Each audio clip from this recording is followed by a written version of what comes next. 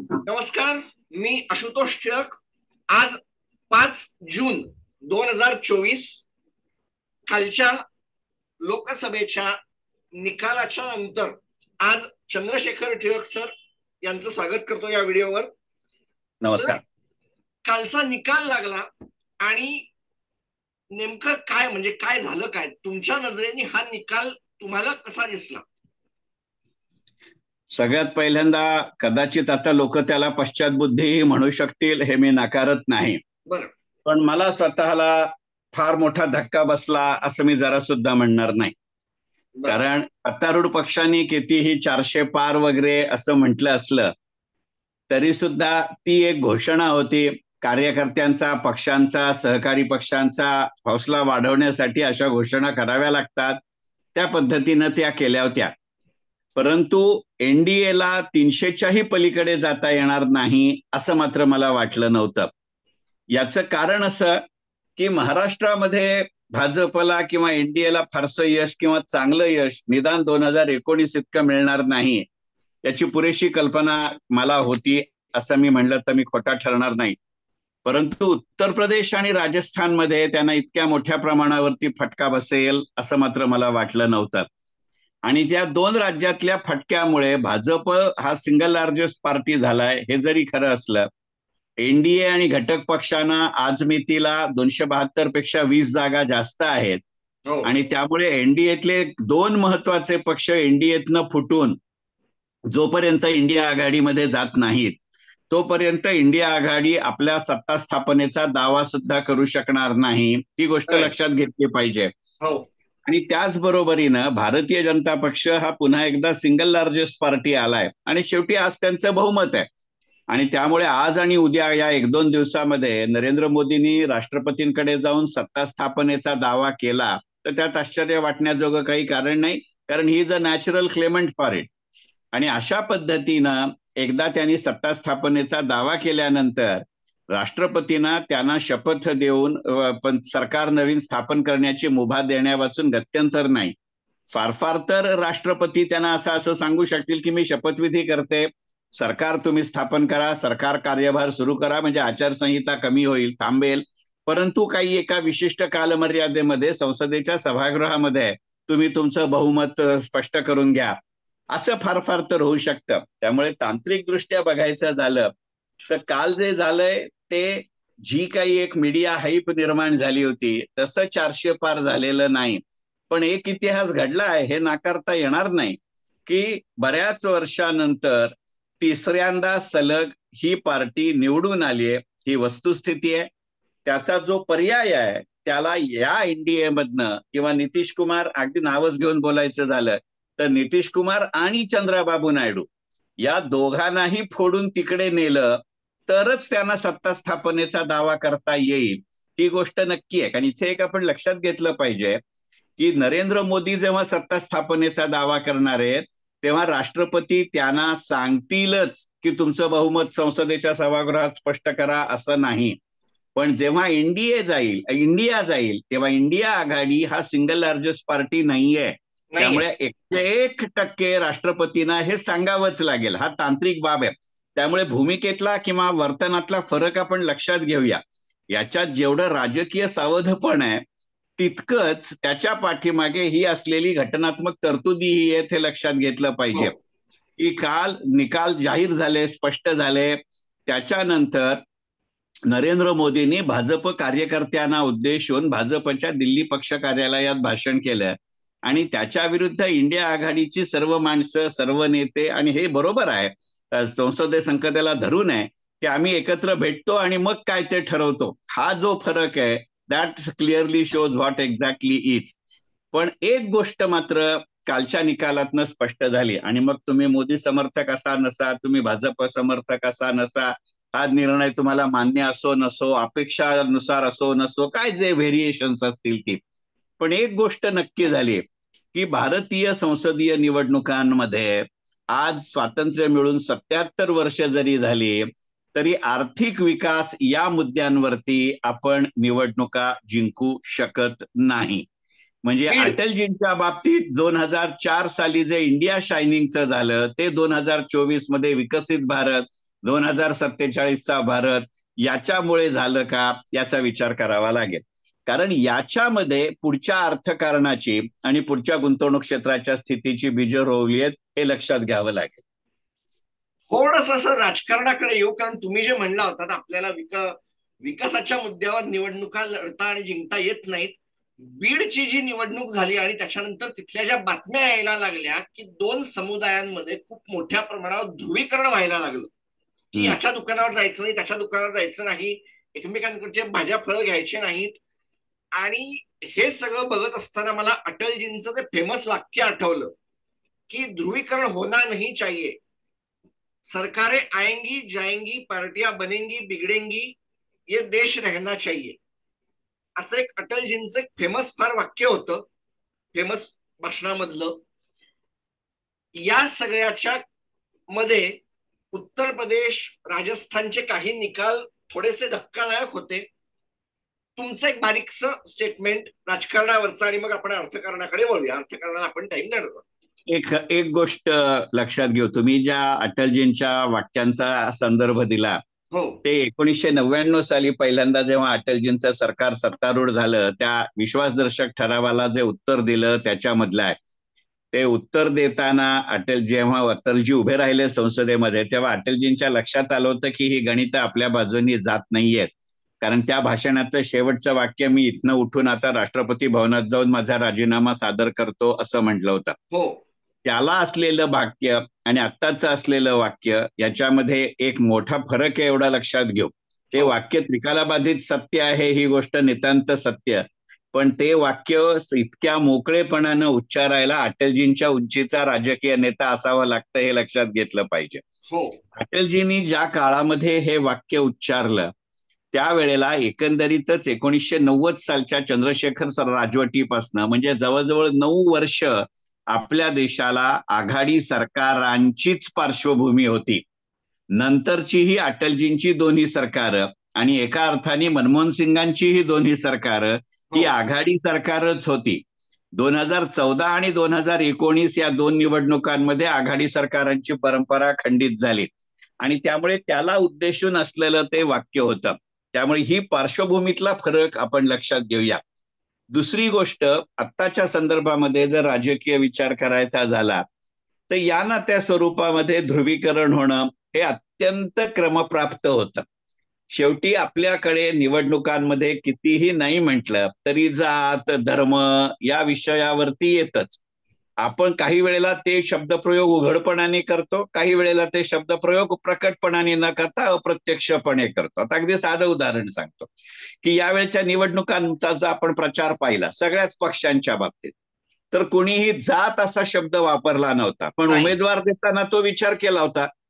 धर्म हा शब्द उघडपणाने कोणी वापरला नव्हता, पण त्याचा विचार केलाच होता. एकंदरीतच प्रत्यक्षामध्ये सत्तारूढ पक्षांनी वारंवार नकार देऊन सुद्धा जो एक नरेटिव्ह सेंड केला गेला की यांना जर 400च्या पलीकडे जागा मिळाल्या तर संविधानामध्ये बदल केला जाईल. आपण जर सगळ्यांची सगळी भाषणं शब्दशः नीट ऐकली, आता निवडणूक निकाल ऐकल्यानंतर झाल्यानंतर जाहीर झाल्यानंतर हे खरं करता येणं शक्य आहे, तर तुमच्या असं लक्षात येईल की भाजप किंवा भाजपचं शीर्षस्थ नेतृत्व यांनी कधीही 400 पार गेलो तर आम्ही संविधान बदलू असं म्हटलेलं नाही. कारण मुळातच तुमच्या असं लक्षात येईल की जेव्हा जाहीर वाच्यता करायची असते तेव्हा अगदी पंतप्रधान सुद्धा गांधीजींचाच नाव घेतात, ते त्यांच्याच बाबतीत बोलत असतात. एकंदरीतच ज्या अंत्योदयाच्या वगैरे योजनांच्या घोषणा केल्या जातात, नाव बदललं तरी शेवटी तेच केलं जातं. त्यामुळे एक गोष्ट लक्षात घेऊ की शेवटी भावनिक मुद्द्यांवरतीच आपल्याकडे निवडणूक लढवली जाते आणि त्यात जात खतरे में है, धर्म खतरे में है हे केलंच जातं. आणि त्यातही कितीही नाही म्हटलं तरी ही वस्तुस्थिती आहे की उत्तर प्रदेश, बिहारचा काही भाग, राजस्थानचा काही भाग याच्यावरती आजही जातीचा पगडा मोठा आहे. जात पंचायत नावाची गणितं तिथं आहेत, हे अत्यंत उघड आहे.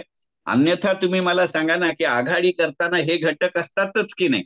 आजही जर तुमचे मतदारसंघ जातनिहाय आरक्षित आहेत, काही प्रमाणामध्ये अल्पसंख्याक आरक्षित आहेत अगदी आपल्याकडे आता अलीकडच्या काळामध्ये ती घटनेची तरतूद रद्द झाली. आपल्याकडे राज्यसभेवरती राष्ट्रपती नियुक्त जे सभासद असतात त्याच्यामध्ये निदान एक तरी सभासद अँग्लो इंडियन समाजाचा असावा अशी तरतूद आपल्या घटनेमध्ये सुद्धा पहिल्यापासून होती. अगदी अलीकडच्या काळामध्ये आपण ती रद्द केली. म्हणजे ती एक विशिष्ट राजकीय पक्ष किंवा एखादी विशिष्ट राजकीय धारा उचलून धरते असं नाही. नाहीतर तुम्ही मला सांगा ना की आज एकीकडे मोठा प्रगत महाराष्ट्र, प्रागतिक महाराष्ट्र, फुले शाहू आंबेडकरांचा महाराष्ट्र असं म्हणायचं आणि त्याच्यातच एका राजकीय पक्षाचं नाव वंचित बहुजन आघाडी असं असावं लागतं. म्हणजे कुठे ना कुठेतरी त्यांची जागाच येत नाही ना. नाही नाही नाही तेच सांगितलं ना. म्हणजे कुठे ना कुठेतरी हे घटक असतातच की नाही.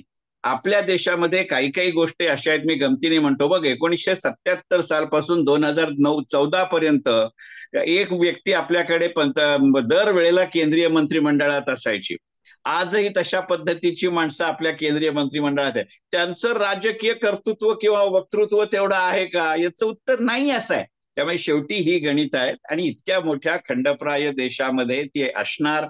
आणि जेव्हा एकीकडे एखाद्या विशिष्ट मंदिराचा मुद्दा लावून धरला जातो, तो प्रचारात किती उपयोगी पडला, नाही पडला, घेतला नाही घेतला, हे चर्चेचे विषय होतील. त्यावेळेला उत्तर म्हणून हे होतं, मतदारसंघात होतं तिथला माणूस स्वतः देखील हरला आहे. 5 लाखांनी हरला आहे, थोडा नाही हरला. हा कमळ हे त्या भागातलं सायकलीने दाबून टाकलेलं आहे. हो हो असं माझ्या सगळ्या बघ्यांना मी जे काय आहेत प्रेक्षकांना सांगू इच्छितो. आणि मग अशा सगळ्या परिस्थितीमध्ये मागच्या 1-2 दिवसामध्ये मार्केटने जो काय डान्स चालवला होता, दुसरा जरा शब्द काही मला वापरता येत नाही, अगदी एक्स्ट्रीम हाय एक्स्ट्रीम लो, नेमकं या सगळ्याच्या बाबतीमध्ये काय म्हणायचं. आणि आताचं जे सरकार उभं राहील ते आघाडीचं सरकार असेल, वन पार्टी फुल पर्सन असंच ते सरकार नसणार आहे. मग गुंतवणुकीच्या मागे कसं जायचं, त्याच्याकडे आता कसं बघायचं पुढची 5 वर्ष. एक अगदी सरळ सोपं साधं गणित करू. तुमचा जो आता प्रश्न आहे तो 3 वेगवेगळ्या भागामध्ये घेऊ. सगळ्यात पहिल्यांदा गेल्या 2 दिवसामध्ये जी काही गंमत जम्मत बीएससी सेन्सेक्स एनएससी निफ्टी मध्ये झाली त्याचं वर्णन कसं करणार, हे पूर्णपणाने अपेक्षित होतं. म्हणजे जे तुम्ही व्हिडिओ ऐकणारी बरीच मंडळी असतील त्यातली सगळ्या माणसांनी ते ऐकलं नसेल हे उघड आहे. पण मंगळवारी 4 जूनला आपल्याकडे निकाल जाहीर झाले. रविवारी 2 जूनला सकाळी 8 ते 10 या वेळामध्ये मी ऑनलाईन इन्व्हेस्टमेंट ट्रेनिंग सेशन घेतलं होतं. आणि त्या सेशन मध्ये मी म्हटलं होतं की म्हणलं मला स्वतःला अगदी मोकळेपणाने वाटतं की जर कोणाला डे ट्रेडिंग करायचं असेल तर 3 तारखेच्या सोमवारपासून मंगळवारी सकाळी 11 वाजेस्तोवर जे काय करायचं ते डे ट्रेडिंग करून घ्या, दोन्ही बाजूची संधी मिळेल.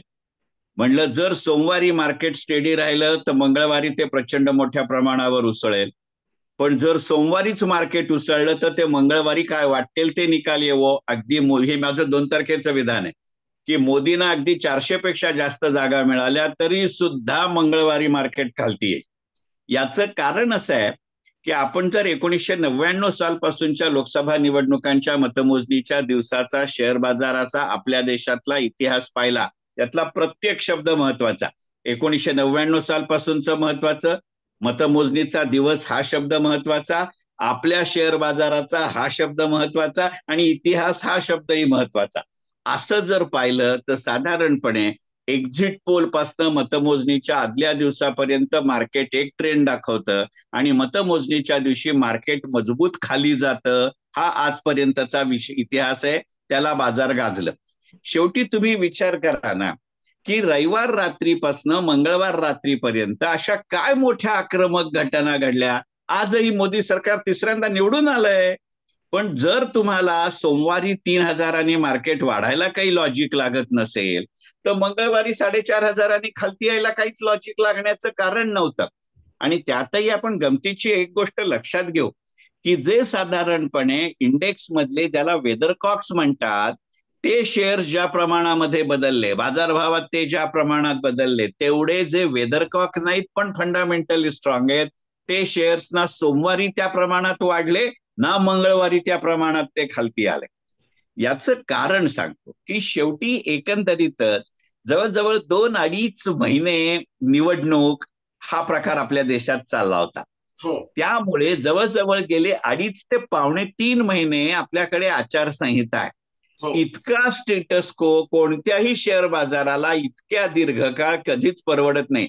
ते शेवटी लहान पोरासारखी अवस्था आहे. म्हणजे मी गमतीने नेहमी म्हणतो, तुलाही माहिती आहे की शेअर बाजार आणि लहान मूल याच्यात एकच असतं, तो आई वडिलांच्या धाकाखाली थोडा वेळ गप्प राहतो, पण आई वडिलांचं लक्ष नाही पाहिल्यानंतर तो खोड्या सुरू करतो. शेअर बाजार तसा आहे. तुम्ही 2.5-3 महिने त्याला ह्याच्यात भाव वाढणार नाही, त्याच्यात काही करणार नाही, याच्यात काही करणार नाही, तुम्हाला काय चॉटपणा काय चाललाय. कारण बाजूची जागतिक परिस्थिती बदलते ना. तुम्ही एकीकडे म्हणताय तुम्ही 100 टन सोनं परत आणलं, दुसरीकडे तुम्ही म्हणताय 25 देशांनी तुमची डिजिटल करन्सी घेतली, तिसऱ्या ठिकाणी त्या स्लोव्हेकियामध्ये भलतंच काहीतरी होत आहे, इराणमध्ये भलतंच काहीतरी होत आहे, इस्रायल हमासमध्ये भलतंच काहीतरी होत आहे, रेड सी मध्ये भलतंच काहीतरी होत आहे, त्या अमेरिकी राष्ट्राध्यक्षाच्या गडबडीमध्ये काहीतरी वेगळं होत आहे, तो ऋषी सुनक एकदम अचानक निवडणुका जाहीर करतोय. अनएक्सपेक्टेड. त्यामुळे बाजार आहे ना, हा पहिला भाग. दुसरा भाग तो तुझा आहे की पुढच्या 5 वर्षामध्ये आपण असं गृहीत धरतोय की मोदी सरकार स्थापन होईल, जे लगेच पुढच्या काही दिवसात होईल आणि ते पुढची 5 वर्ष टिकेल. तर आता येणारं सरकार हे आघाडी सरकार असेल. म्हणजे मी म्हटलं मी केलं, कारण 2019च्या निवडणुकांमध्ये भाजप स्वतःच्या बळावरती बहुमतावरती होता हो आणि भाजप हा पक्ष केंद्रीय पातळीवरती फोडणं ही फार सोपी गोष्ट नाही. मोदी शहांच्या काळात तर बिलकुलच नाही. त्यामुळे 2019 ते 2024 हा काळ एका दृष्टीने पाहिला तर राजकीय प्रशासन म्हणजे पॉलिटिकल पार्टी ऍडमिनिस्ट्रेशन म्हणून एका फेवरेबल कंडिशन मध्ये होतं. 2019 नंतर ते असणार नाही हे उघड आहे. शेवटी हा 2 व्यक्तिमत्वांमधला फरक आहे. ह्यातले निगेटिव्ह आणि पॉझिटिव्ह दोन्ही पाहू. निगेटिव्ह आधी पाहू की मी मगाशी म्हणलं तसं 1991 ते 2014 आपल्याकडे आघाडी सरकारच होतं. एका अर्थाने 2014 ते 2019 सुद्धा आघाडी सरकार होतं. एका अर्थाने 2019 ते 2024 हे आघाडी सरकार होतं, कारण भाजपच्या व्यतिरिक्त इतर पक्षांचेही मंत्री पण त्याच्यामध्ये त्यावेळेला होते. त्यांच्याकडे होती ना, 300 जागा होत्या. कमिंग टू इट की त्याला काही फार से होता अशातला भाग नाही, पण तांत्रिक दृष्ट्या आघाडी होतं. आता हे तसं नाहीये. भाजप सिंगल लार्जेस्ट आहे, पण भाजप एकट्याला 272 पेक्षा जास्त जागा नाहीये. दिस वुड क्रिएट अ प्रॉब्लेम, पहिली गोष्ट. दुसरी गोष्ट ते ज्यांच्यावर अवलंबून आहेत त्या दोघांचेही राजकीय वर्तन पाहिलं. मी खरं योग्य अयोग्य ह्या असल्या नैतिकतेत मी जात नाही. नैतिकतेत अर्थकारणात स्थान नसतं, नैतिकतेला राजकारणात तर कधीच तिलांजली दिली. त्याच्यामध्ये जी 2 माणसं आता अवलंबून राहणार आहेत, एक म्हणजे नितीश कुमार आणि दुसरं म्हणजे चंद्राबाबू नायडू. नितीश कुमार ही व्यक्ती तो स्वतः तरी स्वतःवर विश्वास ठेवतो का याची मला खात्री नाहीये. Let us be very honest. आणि त्याच्यातही नितीश कुमार अमेनेबल ठेवण्याचं श्रेय मोदींचं आहे, पण ती व्यक्ती नरेंद्र मोदी नाही, ती सुशील मोदी आहे. आता सुशील मोदी हयात नाहीत. आणि एकंदरीतच त्या सगळ्या पट्ट्यामध्ये जे नितीश कुमारचे जुने सहकारी आहेत ते सगळे फॉर्म मध्ये आलेत.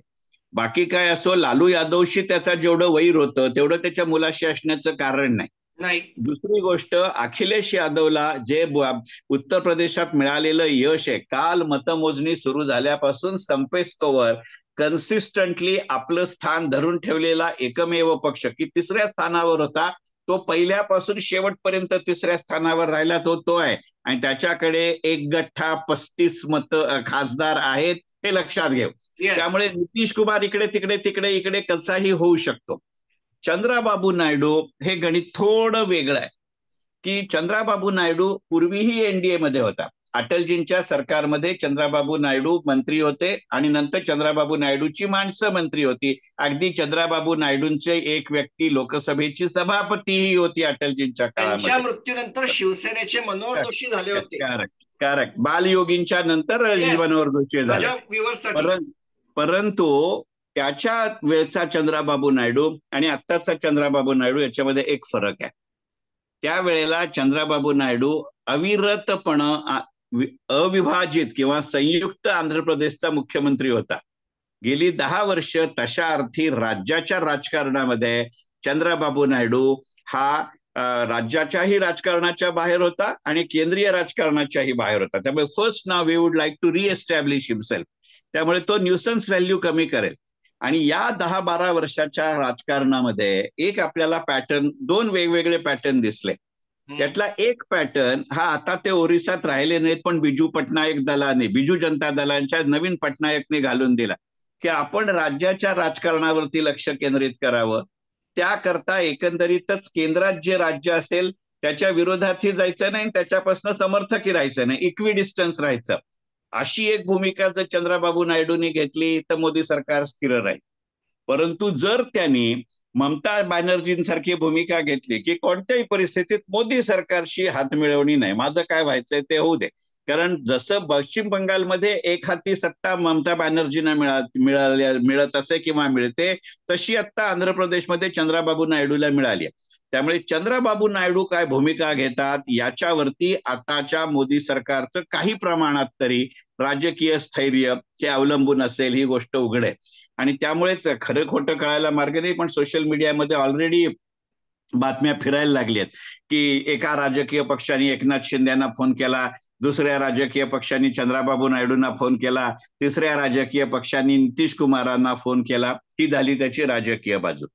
या प्रश्नाची आर्थिक बाजू आपण लक्षात घेऊ की आता एनडीए किंवा इंडिया आघाडी याचा जर विचार केला निखळ अर्थकारण म्हणून, तर आपल्याला 2 गोष्टी लक्षात घ्यायला लागतील. एक गोष्ट म्हणजे जो मुद्दा मी वारंवार मांडतो माझ्या भारतीय अर्थकारण या पुस्तकामध्ये आणि मोदी अर्थकारण नीती रणनीती या पुस्तकामध्ये, मी जो अगदी स्पष्टपणाने आणि अर्थानुभूती या माझ्या पुस्तकामध्ये जे मी वारंवार म्हटलंय आणि ते सिद्ध झालंय आणि तो खरा असावा, कारण यातलेच काही लेख वाचून मला अटलजी, मनमोहन सिंग आणि नरसिंहरावांनी भेटायला बोलावलं होतं. अशा वेळेला एक गोष्ट लक्षात घेऊ की 1991 ते 2024 आपल्याकडे विविध राजकीय रंगसंगतींचे पंतप्रधान झाले, विविध राजकीय रंगसंगतींचे अर्थमंत्री झाले. भारताचं एक राष्ट्र म्हणून आर्थिक धोरणांनी कधीही युटर्न घेतलेला नाही. त्याच्या अंमलबजावणीच्या वेगामध्ये, त्याच्या अंमलबजावणीच्या प्राधान्यक्रमामध्ये, प्रायोरिटीमध्ये, योजनांच्या नावांमध्ये बदल झालेला असेल. आज अगदी गृहीत धरा की यांच्या ऐवजी आज ना उद्या वेगळं सरकार आलं किंवा यांनी धीमी भूमिका घेतली, तरी सुद्धा आज आपल्याला त्याच्यामध्ये फार मोठे बदल होतील असं मला वाटत नाही. स्पीड थोडा कमी होईल. अर्थकारणाचा, राजकीय राजकारणाचा आणि सामाजिक राजकारणाचा स्पीड आणि दिशा बदलू शकते, एवढं नक्की. या फटक्यामुळे जर त्यांना 400 पार झालं असतं तर अयोध्येनंतर लगेच मथुरा घेतलं असतं, कदाचित युनिफॉर्म सिव्हिल कोड घेतला असता. आता मथुरा आणि युनिफॉर्म सिव्हिल कोड या ना त्या कारणाने थोडा वेळ तरी त्यांना पुढे ढकलावं लागेल. पण हे सामाजिक राजकारण झालं. मी आर्थिक राजकारणाशी विषय आपण जर बोलत असू तर त्याच्यात फार मोठा बदल होईल असा नाही. आणि याचं एक दुसरं कारण आपण लक्षात घेऊया की केवळ आर्थिक राजकारण, आता विषय तो ऐरणीवर येणं चर्चेच्या, हे अत्यंत साहजिक आहे आणि अत्यंत उघड आहे. पण अशी चर्चा करताना आपण एक गोष्ट लक्षात घेतली पाहिजे की आपण आज 2024 मध्ये चर्चा करत असताना जागतिक अर्थकारणामध्ये एक राष्ट्रीय अर्थव्यवस्था म्हणून, एक राष्ट्रीय अर्थकारण म्हणून नेमके आपण कुठे आहोत? आपल्याला एकट्याला मनात आलं तसं बदलण्या एवढे आपण स्ट्रॉंगही नाहीत आणि आपण एकदम अचानक बदललो म्हणून जग बदलू देईल इतके आपण लहानही नाही. म्हणजे टू बिग टू फेलही नाही आणि टू स्मॉल टू इग्नोरही नाही. हे लक्षात घ्यावं लागेल. शेवटी आज तुम्ही जगातले अगदी जागतिक अर्थकारणाचा, मी काल म्हटलं रेडिओवरच्या माझ्या मुलाखतीत तसं, की जागतिक अर्थकारणाचा मी केंद्रबिंदू नक्कीच नाही, उगाच काहीतरी भ्रामक कल्पनेत राहण्याचं कारण नाही. पण मी जागतिक अर्थकारणाच्या परिघाच्या बाहेरही नाही ना, मी त्रिज्येच्या आत आहे. आज 5वा 4था का होईना मी जागतिक अर्थव्यवस्थेतला 4था किंवा 5व्या क्रमांकाचा देश आहे. आज माझ्या मार्केटमध्ये तुम्हाला पैसे गुंतवायचे. वॉरन बफेही जर म्हणतो की भारतामध्ये आजही अनरिअलाइज्ड अपॉर्च्युनिटीज आहे, जिम रॉजर्सही जर आज म्हणतो की मला सगळ्यात कुठे लवकरात लवकर निवडणुका संपल्यानंतर जायला आवडेल तर भारतात आवडेल, मग ते तुमचा देशामध्ये लक्ष घालत असताना ही गोष्ट करता येईल का? हे नाही. आणि त्याचं दुसरं कारण असं आहे की लोकसभेच्या निवडणुका झाल्या, हे बरोबर, पण आता ज्या 2 राज्यांमध्ये भारतीय जनता पक्षाला सगळ्यात मोठा फटका आत्ताच्या निवडणुकात बसला आहे ते म्हणजे उत्तर प्रदेश आणि महाराष्ट्र. यातल्या उत्तर प्रदेशमधल्या विधानसभेच्या निवडणुका नाहीयेत, पण महाराष्ट्रातल्या विधानसभेच्या निवडणुका डोक्यावरनं पाणी पुढच्या 6 ते 8 महिन्यात घ्याव्याच लागतील की नाही. म्हणजे तुम्हाला जर काहीतरी दिवाळीच्या आत. टँजिबल, तुम्हाला, मला स्वतःला असं वाटतं की नाही ते ऑक्टोबर पर्यंत ना महानगरपालिकेच्या निवडणुका घेतील ना राज्याच्या, पण आपण त्याच्याकडे नंतर येऊ, आधी अर्थकारण पूर्ण करू. हो. त्यामुळे मला स्वतःला असं वाटतं की एनडीएचं सरकार पुढचं जुलै म्हणजे पुढच्या काही दिवसात जुलैच्या पहिल्या आठवड्यात अर्थसंकल्प मांडेस्तोवर मोदी सरकारच असणार हे अत्यंत उघड आहे. त्या अर्थसंकल्पापर्यंत निदान त्या अर्थसंकल्पात तरी कोणत्याही प्रकारे फार मोठे वादळी बदल अर्थकारणामध्ये होतील असं मला वाटत नाही.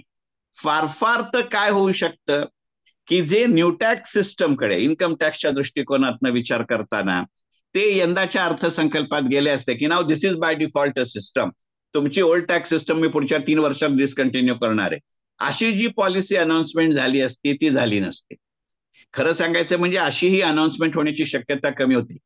कारण एक गोष्ट अत्यंत उघड होती की कोणत्याही परिस्थितीमध्ये जरी आता मोदी सरकार आलं, मग ते 400+ आलं का 300- आलं याला काही फरक पडत नाही. नवीन मोदी सरकारमध्ये 2024ला स्थापन होणाऱ्या निर्मला सीतारामन अर्थमंत्री असणार नाहीयेत हे उघड होतं. का त्यांनी निवडणूकच लढवलेली नव्हती. आणि ज्या पद्धतीने निर्मला सीतारामनचे पती त्याच्यानंतर मोदी सरकारविषयी बोलले आहेत आणि आजपर्यंतची मोदी सरकारची कार्यशैली पाहिली तर अशी व्यक्ती पुन्हा केंद्रीय मंत्रिमंडळात येईल अशी शक्यता नाही. जे जयंत सिन्हांचं झालं ते आता निर्मला सीतारामनचं होईल काय बघावं लागेल.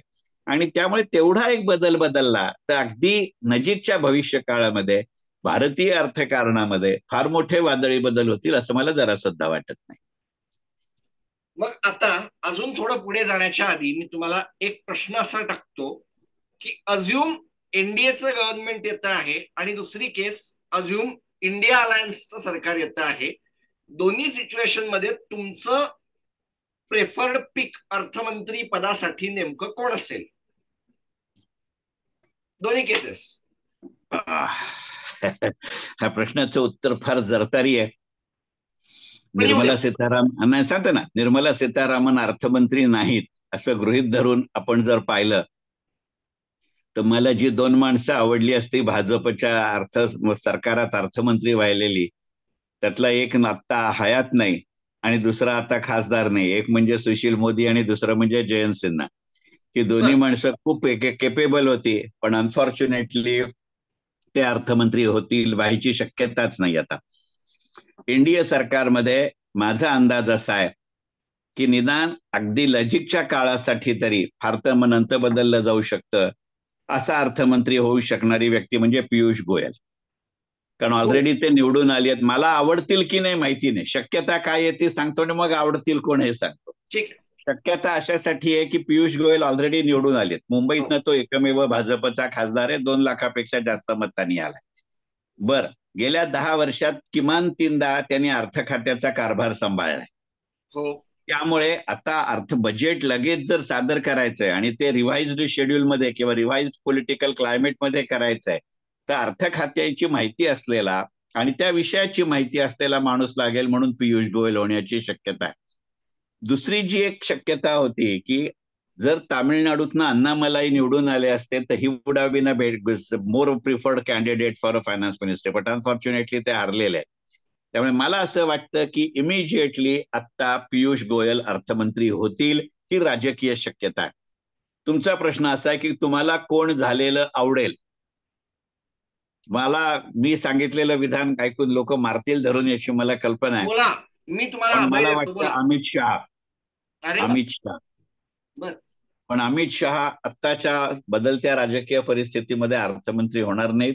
ही will continue to be a home minister, एवढं नक्की.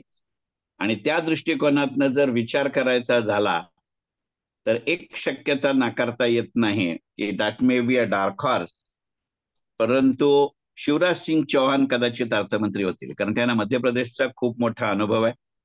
8.5 लाखांपेक्षा जास्त मतांनी ते मताधिक्याने मेजॉरिटीनी निवडून आली आहेत. मध्य प्रदेश मधल्या सगळ्या जागा आल्या भाजपला मिळाली आहेत. आणि मग असा जर निकष लावायचा झाला तर यंग एज आणि ऍडमिनिस्ट्रेटिव्ह केपेबिलिटी याच्यावरती शक्यता नाकारता येत नाही की BJP is grooming somebody for long run तर Jyotiraditya Scindia may become a finance minister. हे झालं एनडीएचं चित्र. इंडिया जर आघाडी आली तर अगदी अत्यंत उघड आहे, Chidambaram would be the finance minister. तुम्हाला आणि मला आवडेल की नाही याची कल्पना नाही, मला आवडेल, आपण त्याच्याकडे येऊया.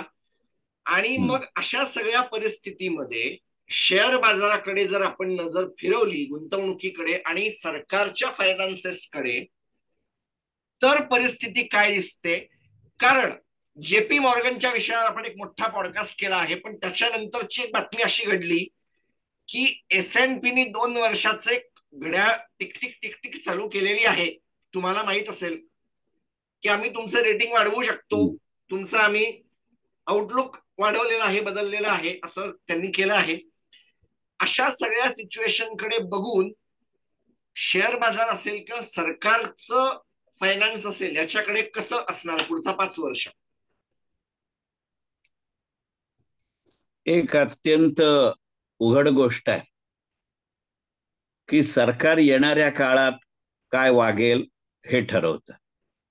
अर्थव्यवस्था हे आजपर्यंतच्या इतिहासाचं संचित असतं. हो. तुम्हाला आवडो न आवडो 2-3 गोष्टी भारतीय अर्थव्यवस्थेला आत्ता सकारात्मक आहेत, 1-2 गोष्टी भारतीय अर्थव्यवस्थेला आत्ता नकारात्मक आहेत.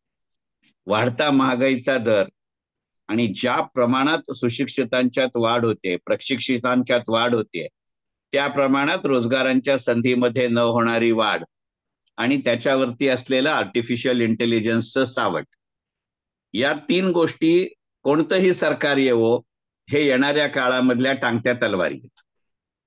पण त्याला सक्षमपणाने तोंड देणाऱ्या अनेक गोष्टी अर्थव्यवस्थेमध्ये, आणि त्या एका रात्रीत 2019 ते 2024 मुळे किंवा 2014 ते 2024 मुळे झालेत असं नाही. त्या काळाच्या ओघामध्ये झालेत. प्रत्येक सरकारचा त्याचा या ना त्या स्वरूपामध्ये वाटा. आता सगळ्यात महत्वाची भारतीय अर्थव्यवस्थेच्या दृष्टीने असलेली गोष्ट अशी आहे की कोणीही असू दे, मग ती देशांतर्गत आर्थिक संस्था असू दे किंवा देशाबाहेरची आर्थिक संस्था असू दे, आपल्या देशाच्या जीडीपीचा वार्षिक वाढीचा दर हा 5.5-6% पुढे आहे याच्याविषयी मतैक्य आहे. म्हणजे अगदी रघुराम राजन सारखा जो सगळ्यात मोठा टीकाकार आहे मोदी सरकारचा, त्यांनी अलीकडच्या 2 इंटरव्ह्यू मध्ये हे मान्य केलंय. त्यांनी फक्त एवढंच म्हणलं की महागाईच्या दराचा विचार करू जाता प्रत्यक्षात हाती येणारा दर कमी असेल. पण हे खरं सांगायचं म्हणजे कोणताही 2% तुमचा वाढीचा दर असला तरी हे विधान खरं असतं. शेवटी अर्थशास्त्र हे मुळातच सापेक्ष शास्त्र आहे, त्यामुळे त्याचा अर्थ लावावा तसा लागतो. त्यामुळे त्या विधानाला अर्थ महत्वाचं नाही.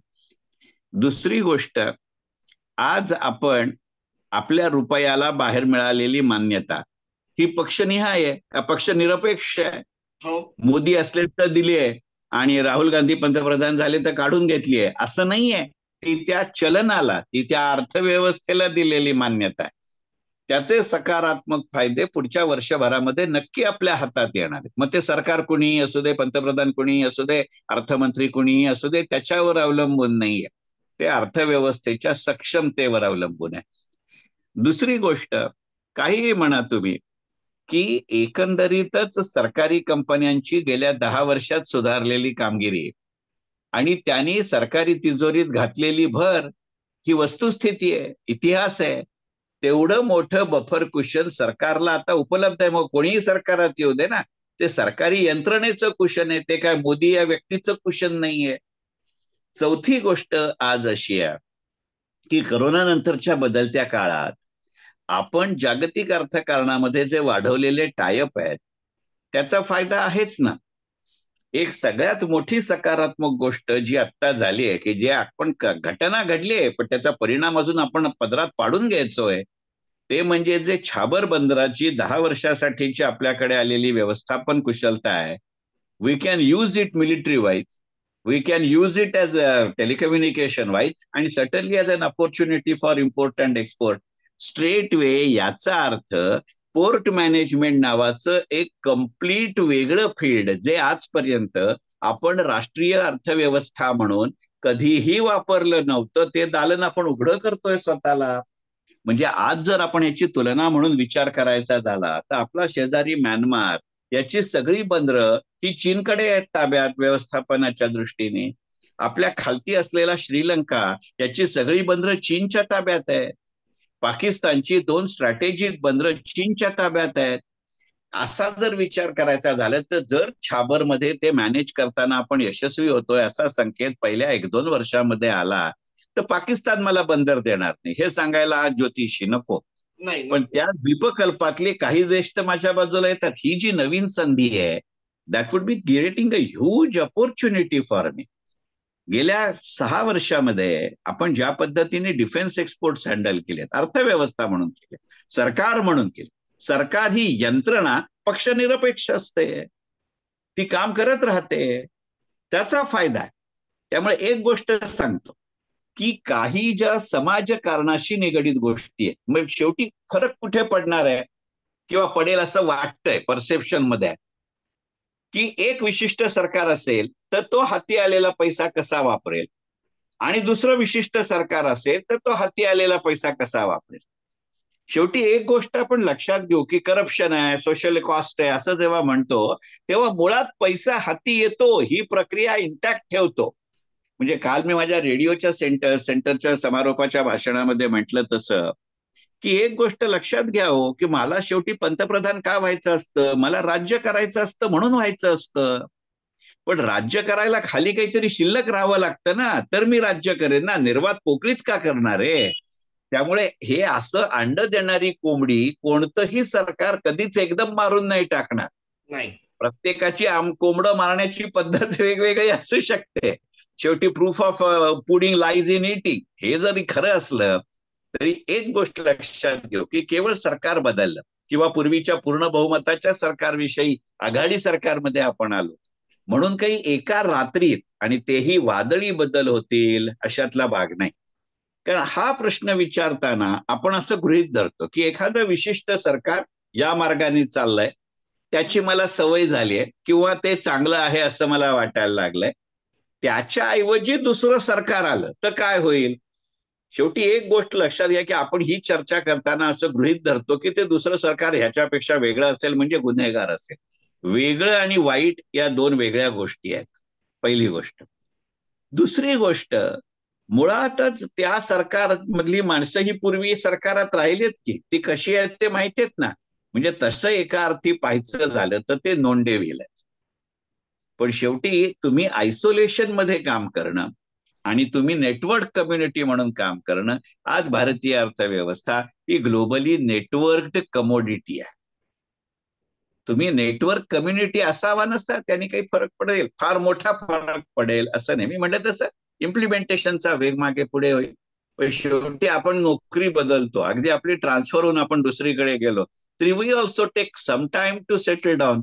म्हणजे इमिजिएटली फार मोठा फरक पडेल असं मला वाटत नाही, कारण तेवढी आर्थिक निकड नाही. आजपर्यंतचे आपले आर्थिक बदल हे आर्थिक अपघाताच्या भयाने झाले. 91चे रिफॉर्म ही अपरिहार्यता म्हणून झाले. हो. अटलजींसारखे स्वखुशीनी स्वयंस्फूर्तीने आपल्याकडे आर्थिक बदल केलेला पंतप्रधान अगदी मनमोहन सिंग ही नाहीत, हे इथे लक्षात. हो. आणि माझा पुढचा जो प्रश्न आहे तुम्ही बोलत असताना लक्षात आलेला आहे सर, मला असं म्हणायचं आहे की इस्रायल या देशाचं उदाहरण मी समोर ठेवतो.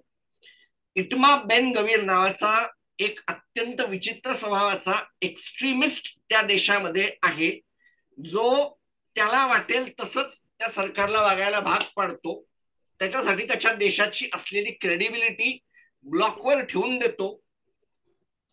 असं म्हणजे एक नवीन पक्ष ऍड झाला तर ते सरकार किती बदलतं, त्याचं कॉम्बिनेशन आणि मिक्सचर किती बदलतं याच्याकडे मी हायलाइट करतोय. माझं असं म्हणणं आहे की 2014 पासून ते 2024 काल परवापर्यंतचं जे एक सरकार आपण बघितलं त्याच्यामध्ये नरेंद्र मोदींना फ्री हँड मिळाला, एका पक्षाचं बहुमत होतं.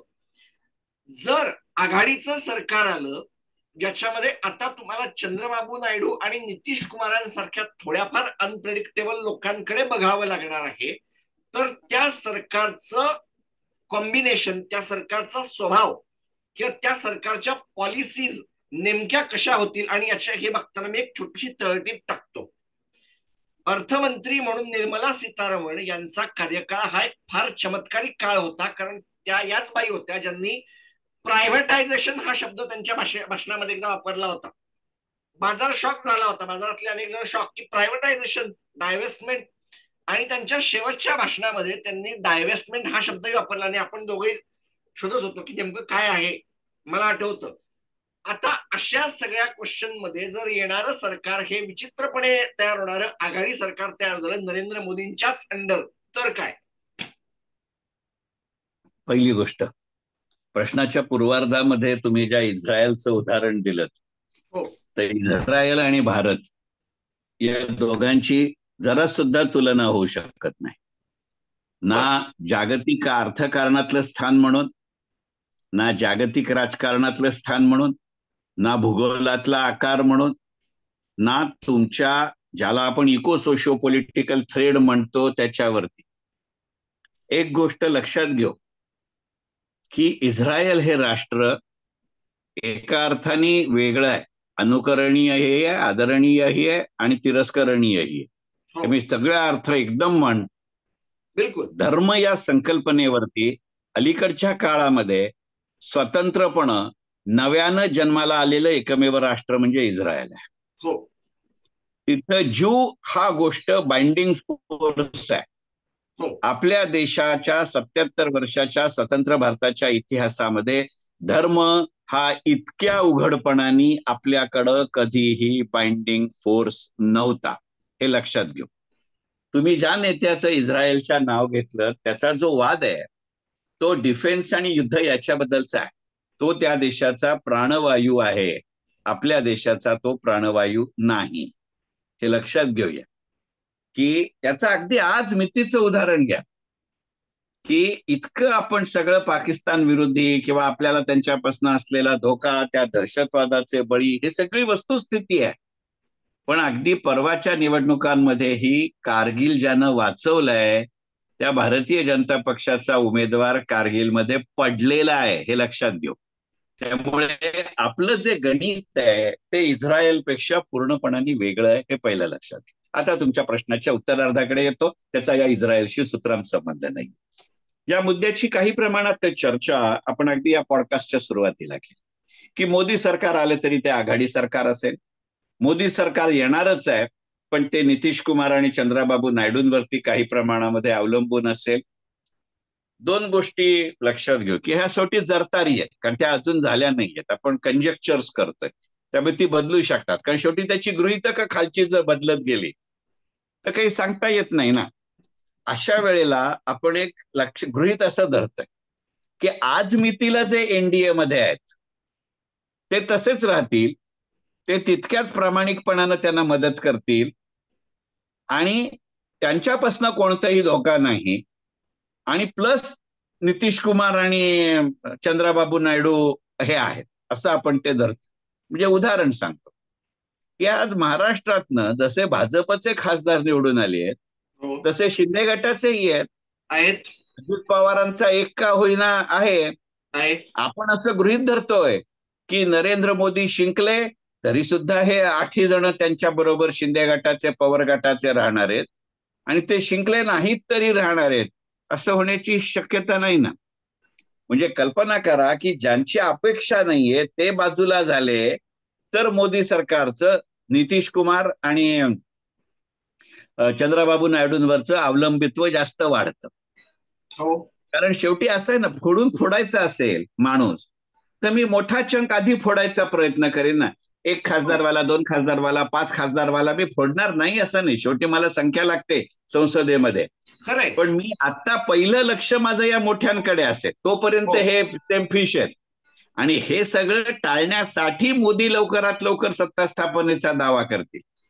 कारण शेवटी तुम्ही सत्तेत असला की तुमचे सहकारी बरोबर ठेवणं सोयीचं जातं. हे राजकारण त्याच्या मागे असेल आणि हे करण्या एवढे मोदी शहा नक्की हुशार आहेत.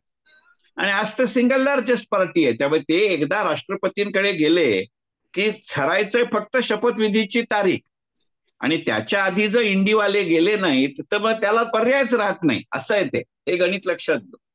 मग अशा वातावरणामध्ये मला स्वतःला वाटणाऱ्या दोन शक्यता अशा आहेत. मोदी कदाचित पहिल्या वर्षभरामध्ये असा विचार करू शकतात की बाबा हे बेभरवशाच आहेत.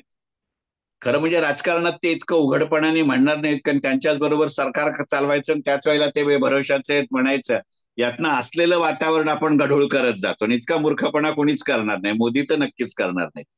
पण त्यामुळे ते असं मनोमन असं ठरवू शकतील की बाबा शेवटी माझं गणित हे माझ्या हातात नसलेल्या काही घटकांवरती आहे. कारण असंतुष्टांना संतुष्ट करणं हे परमेश्वराला जमलेलं नाही, तर आपल्याला कुठनं जमणार. त्यामुळे जो काही काळ आहे त्याचा मॅक्सिमम उपयोग करीन. आणि इफ यू रिकलेक्ट, कालच्या भाषणामध्ये त्याचं इंडिकेशन मिळालंय. नाही तर तुम्ही कल्पना करा ना की पक्ष कार्यकर्त्यांना उद्देशून केलेलं भाषण होतं, ते निवडून आलेल्या खासदारांना उद्देशून केलेलं भाषण नाही, ते जनतेला उद्देशून केलेलं भाषण नाही, ती प्रेस कॉन्फरन्सची सुरुवात नाही. मग हे भाषण साधारणपणे कसं असायला हवं होतं? मुळात ते काल घ्यायला हवं होतं की नाही इथपासनं अनेकांच्या भुवा आहेत, पण त्यात गैर काही नाही. ते त्यांच्या पक्ष कार्यालयात गेले, तिथे लोक जमली होती, त्यांनी भाषण केलं, तुम्ही याच्या बापाचं काय गेलं. पण त्याच्यामध्ये जो डिफेन्सचा मुद्दा आला, त्याच्यामध्ये जो स्पेस रिसर्चचा मुद्दा आला, तुमच्या लक्षात येईल की he has already hinted what are is target sectors. ही अनकन्व्हेन्शनल आहेत. यातनं मिळणारं इंडिकेशन असं आहे. पण तुमच्या लक्षात येईल की ते त्यांचं जेव्हा मतदान 1 जूनला होतं, तेव्हा हा मनुष्य 1 जूनच्या आधीच त्या कन्याकुमारीत ध्यानाला जाऊन बसला होता. आणि 2 जूनला मतदान झाल्यानंतर ते परत आले आणि त्यांनी पहिल्या दिवशी 7 मीटिंग घेतल्या. त्यातल्या 3 मीटिंग होत्या निवडून आल्यानंतरच्या पहिल्या 100 दिवसात करायचं प्रोजेक्टचं काम. 100 दिवसात तर काय पक्ष इकडचा तिकडे होत नाही ना. दॅट मीन्स पुढच्या 15-20 दिवसात मंत्रिमंडळाचा शपथविधी झाल्या काय पद्धतीनं त्या घोषणा होतात याच्याकडे लक्ष दिलं पाहिजे. एक उदाहरण सांगतो की माझा हंच असा आहे की गेल्या मंत्रिमंडळामधले जे त्यांचे महत्वाचे सहकारी होते ते या ना त्या परिस्थितीमध्ये आता वेगळ्या स्वरूपात आपल्याला दिसते. कारण सांगतो. निर्मला सीतारामन आता अर्थमंत्री असतील की नाही माहिती नाही, पण कदाचित मंत्रिमंडळात असू शकतील. कारण आता नवनीत राणा हरली आहेत, स्मृती इराणी हरली आहेत. त्यामुळे मग लगेच ते निर्मला सीतारामन नाही काढतील असं नाही. Probably she may not become a finance minister, पण फायनान्स मिनिस्टर व्हायच्या आधी त्यांनी 2 महत्वाची खाती सांभाळली आहेत. डिफेन्स होतं, कॉमर्स होतं, टेक्स्टाईल होतं काही काळ. पहिला भाग. दुसरा भाग, ओरिसामध्ये भाजपचं सगळ्यात पहिल्यांदा सरकार येते. पूर्वी ते नव्हते असं नाही, पण बीजेडी प्रमुख पक्ष होता आणि हे त्यांचे सहकारी होते. आता बीजेडीला हरवून बीजेपी आलाय. मला स्वतःला अशी एक शंका आहे, म्हणजे काही कोणी मला सांगितलेलं नाही, हंच म्हणू, शक्यता नाकारता येत नाही की मागच्या केंद्रीय मंत्रिमंडळातला जो स्टार परफॉर्मर मंत्री होता अश्विनी वैष्णव, तो ओरिसा कॅडरचा IAS ऑफिसर आहे. He may be sent to Orissa as a chief minister along with Sambit Patra. म्हणजे तिथली पोस्ट भरावी लागेल. तसं जर झालं तर शक्यता नाकारता येत नाही की इन्फ्रास्ट्रक्चर आणि रेल्वे हे मर्ज होईल. मग ते जर खातं नितीन गडकरींकडे आलं की आता नितीन गडकरींना मंत्री करण्यावाचून गत्यंतरच नाही ना. विदर्भातनं दोघंच निवडून आले आहेत, नितीन गडकरी आणि अनुप धोत्रे. आणि अनुप धोत्रेची ही पहिलीच टर्म आहे. बरं, इकडे कपिल पाटील हरलेत, रावसाहेब दानवे हरलेत, भारती पवार हरलेत. त्यामुळे इफ दॅट बिकम्स, आता नितीन गडकरींना तुम्ही काम करा हे सांगायला काय परमेश्वर का खाली यायला हवाय? That would set a tone. त्यामुळे एक शक्यता नाकारता येत अशी नाही की फार मोठ्या प्रमाणावर मोठे डिसिजन घेतले जातील आणि ते अशा डिपार्टमेंटमधनं घेतले जातील जो मंत्री ऍक्सेप्टेबिलिटी लेव्हलवरती सगळ्यात हायएस्ट पातळीवरती आहे. तू कल्पना कर ना, नितीन गडकरींना कोणाचा विरोध आहे? कोणाचाच नाही. म्हणजे उद्या शक्यता नाकारता येत नाही, इंडियावाले प्रयत्नही करतील. तुमच्या लक्षात घ्या, पहिल्या राऊंडला नितीन गडकरींना तिकीट न मिळाल्यामुळे इकडे उद्धव ठाकरेंनीच जाहीर केलं होतं तुम्ही आमच्याकडे या, आम्ही तुम्हाला बिनविरोध निवडून देतो म्हणून. लक्षात घे, दॅट शोज द ऍक्सेप्टेबिलिटी. शेवटी आता त्याला नवीन काम करून दाखवायचं आहे, हे महत्वाचं आहे. आणि गडकरी काम करतात, अश्विनी वैष्णव काम करतात, एस जयशंकर काम करतात, याच्याबद्दल तर मतभेद व्हायचं काही कारणच नाही ना. हा सूर्य हा जयंत रथ आहे. एक तिसरी गोष्ट, वेगळ्या कारणासाठी काम करावं लागेल. तुम्ही आघाडीत असा नाही तर बिघाडीत असा. तुम्ही मला सांगा ना, 2.5 वर्षासाठी, आपलं 2.5 महिन्यासाठी तुम्ही कोड ऑफ कंडक्ट करून ठेवले. ते तेलाच्या किमती ठरवाव्याच लागतील की नाही? हो पेट्रोलच्या किमती ठरवाव्याच लागतील की नाही? हो. कारण गंमत अशी आहे, हा निर्णय लवकरात लवकर घ्यायला लागेल. कदाचित आज उद्याकडे तो डिक्लेअरही होईल, कारण कागदोशीर दृष्ट्या आता सगळे 543चे निकाल जाहीर झाल्यानंतर ज्या क्षणी लोकसभेचं सचिवालय नवीन सदस्यांची यादी किंवा सूची जाहीर करील, त्याला तांत्रिकदृष्ट्या त्या सेकंदाला आचारसंहिता संपते. नंतरची आहे ती फंक्शनल नाहीये, ती प्रिन्सिपलॅस्टिक आहे. पण तेलाच्या किमती जर तेल कंपन्या घेतात ह्याच्यावर विश्वास ठेवायचा असेल, आज रात्री किंवा उद्या सकाळी जाहीर करावे लागतील की नाही? हो. कारण अजून 6 राज्यांच्या विधानसभांच्या निवडणुका पुढच्या 6 महिन्यात घ्यायची आहेत. आता एकच आहे, या 7 आठवड्यांच्या टप्प्यातल्या मतदानाचा फटका बसतो म्हटल्यानंतर आता विधानसभांच्या निवडणुका इतक्या लांबल्यावर अशा प्रदीर्घ काळात घेतल्या जाणार नाहीत. जे शेतीच्या संबंधातले निर्णय आहेत, पावसाळा तोंडावर आहे, तो सुरू करावाच लागेल की नाही? सबसिडी जाहीर करावीच लागेल की नाही? किंवा प्लांटेशन जे असतील ती जाहीर करावीच लागतील की नाही? नवीन पद्धतीची जीएसटी स्ट्रक्चर्स ही आणावीच लागतील की नाही? त्यामुळे ते कार्य आघाडी किंवा बिघाडी होईल. कुठची लांबणीवर टाकली जातील जी जास्त धोरणात्मक होती. मगाशी मी उल्लेख केला तसं युनिफॉर्म सिव्हिल कोड सारखा आता कॉन्ट्रोवर्शियल विषय तो लगेच हातात निघाला, कारण ते पास करायला संसदेमध्ये तुम्हाला जेवढं बहुमत अपेक्षित होतं तेवढं नाही ना मिळालेलं आता. आणि आता काँग्रेसच्याही स्वप्नात नसलेलं यश त्यांना मिळालंय. अगदी आपल्या महाराष्ट्रापुरेसा विचार करायचा झाला तर या लोकसभेच्या निवडणुकीचा जो कधीही केंद्रबिंदू नव्हता, या काँग्रेस पक्षाचा सगळ्यात जास्त फायदा झालाय. 48 पैकी 13 जागा त्यांना आहेत, 1 वरनं 13, म्हणजे 13 पट वाढ झाली. बरं, तो कधीही कुठच्याही चर्चेचा केंद्रबिंदू नव्हता. काहीच नव्हता. काँग्रेस हा, हायलाइटेडच नव्हती. म्हणजे म्हणजे अनेकांना प्रश्न असा की महाविकास आघाडीमध्ये 2च पक्ष आहेत का तिसरा पण आहे, नाही नाही, म्हणजे काय आपल्या चाललंय? ऐक म्हणजे काल काल मी अगदी पहिली रिॲक्शन देताना रेडिओ सेंटरवरती मी बोललो आणि अगदी मोकळेपणाने सांगतो, काँग्रेसच्या प्रतिनिधी सकट सगळे मनापासून हसले. मी म्हणलं इतके दिवस फक्त मी मराठीच्या पुस्तकात ही म्हण ऐकली होती, दोघांचं भांडण तिसऱ्याचा लाभ.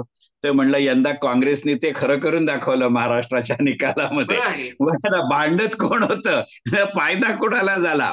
म्हणजे आणि ज्या कॅन्डिडेटच्या स्वतःच्या स्वप्नात आलं नसेल मी खासदार होईन, अशी माणसं खासदार म्हणून निवडून आली आहेत काँग्रेसमधनं आता. त्यामुळे तो एक भाग जर सोडला तर शक्यता नाकारता येत नाही की नाव दे वुड बी ऑन मुरवाज. बरं, काही भली माणसंही निवडून आली आहेत, लेट अस होप. म्हणजे जसं शेवटी आज भाजपला किंवा एनडीएला स्वतःचं आत्मपरीक्षण करायची वेळ आली आहे ना, तसं कदाचित इंडिया आघाडीला सुद्धा, कारण त्यांनाही कल्पना नव्हती ना एवढ्या मोठ्या पदाने आपण निवडून येऊ म्हणून. शेवटी त्याचीही तयारी करावी लागेल. This process would give you some breathing time whosoever is in a government. आणि तुम्ही भारती पवारांचं नाव घेतलं, त्याच्यामुळे मला थोडंसं का असेना जावं लागेल. कांदा हा या निवडणुकीमधला ऍटलिस्ट महाराष्ट्रातला एक सब्जेक्ट होता. मी बाकीच्या राज्यांकडे जात नाहीये. महाराष्ट्रातल्या 48 पण घेऊ नका, दिंडोरी आणि नाशिक, थोड्याफार प्रमाणात माढा. हे बघा, तुम्ही नाकारा किंवा स्वीकारा, कांदा आणि मराठा आरक्षण हे मुद्दे महाराष्ट्राच्या लोकसभा निवडणुकीमध्ये होते, हे अत्यंत उघड आहे. विरोधी पक्षांनी ते उघडपणाने त्यांची नावं घेतली, भाजपनं त्याचं उघडपणाने नाव घेतलं नाही. पण अनेक मतदारसंघातले उमेदवारांची नावं उशिरा जाहीर करण्यामागे जी अनेक कारण आहेत, त्यातलं सगळ्यात महत्वाचं कारण कांदा मराठा आरक्षण ही आहेत. हे अत्यंत उघड आहे. हो. आणि त्यामुळे त्या कांद्याला नजर ठेवून ऍग्रिकल्चर, शेती याकडचा माझा तुम्हाला प्रश्न असणार आहे. कारण मागच्या वर्षाच्या पावसाळ्यामध्ये आपण एल निनो बघितला. सरकारला अनेकांना जेवण द्यायचं आहे, त्यामुळे 80 करोड लोकांना द्यायचं खाद्य म्हणून सरकारच्या खिशातलं गहू खालती जायला लागला, मल्टी इयर लो ला जाऊन पोहोचलं, ज्याच्या बाबत मी माझ्या आठवड्याच्या आर्थिक बातम्यांना हायलाइट केले. तुम्ही बघता की नाही माहित नाही. माहिती आहे, माहिती, बघतो बघतो बघतो. माझ्या सगळ्या व्ह्युअर्सना मी एवढं सांगतो की तुम्ही ते व्हिडिओ बघत जा. त्यामध्ये भरपूर माहिती मी ठेवलेली असते. हायलाइट माझं स्वतःचं अनालिसिस मी करतो. सरकारच्या खिशात असलेला गहू हा मल्टी इयर लो कडे सरकायला लागला. नवीन आयात करावी लागते आहे का गव्हाची याच्याकडे बघावं लागलं. देशभरातले जे काय धरणांचे साठे होते पाण्याचे त्यातले 25% हे जवळपास शून्याच्या आसपास जायला लागले. याच्या पुढच्या 4-5 वर्षाचं शेती क्षेत्राबाबतचं धोरण काय असेल? उत्तर देणं तसं कठीण आहे.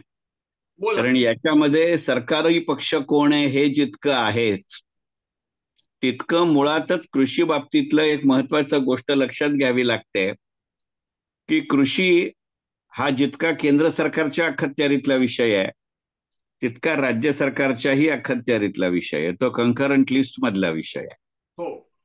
अर्थात केंद्र सरकार निर्णय घेऊ शकत नाही असं मी बिलकुल म्हटलेलं नाही किंवा त्यांनी घेतले किंवा घेतले नाहीत म्हणून तोही एक घटक आहे आत्ताची परिस्थिती जी काय भलीबुरी आहे त्याच्याबद्दल.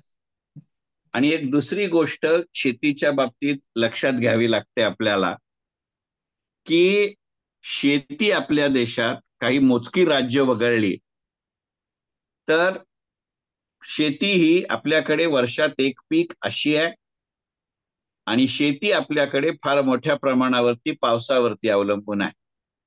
त्यामुळे आता नवीन सरकार जे कोण असेल ते 99% it's Modi government, rather 100% it is Modi government.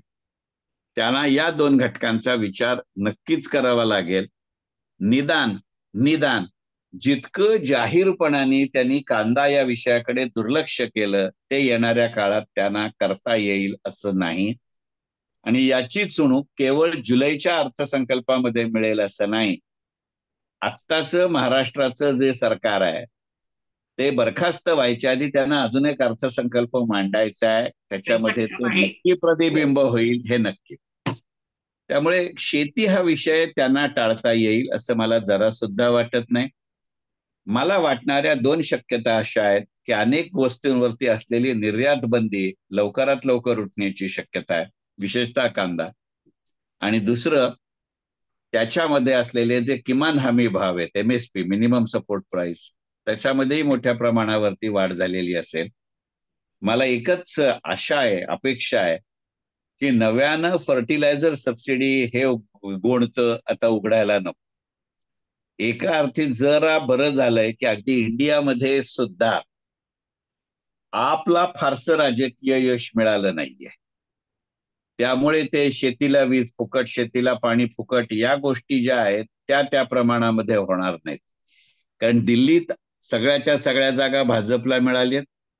Haryana आणि पंजाबमध्ये राज्याच्या निवडणुकांमध्ये आपचा फार मोठा वाटा आहे, पण त्या प्रमाणामध्ये त्या दोन्ही राज्यात लोकसभेला आपला जागा नाही मिळाली. जो फायदा झालाय काँग्रेसला मिळाले तिथे. मी तेच आहे ना, तिथे काँग्रेसला फायदा झालाय.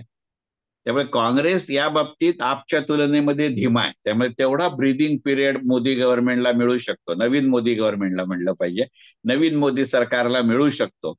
पण याच्या पलीकडे म्हणजे शेती हा विषय चर्चेत भाजपला आपणहून आता आणावा लागेल एवढं नक्की.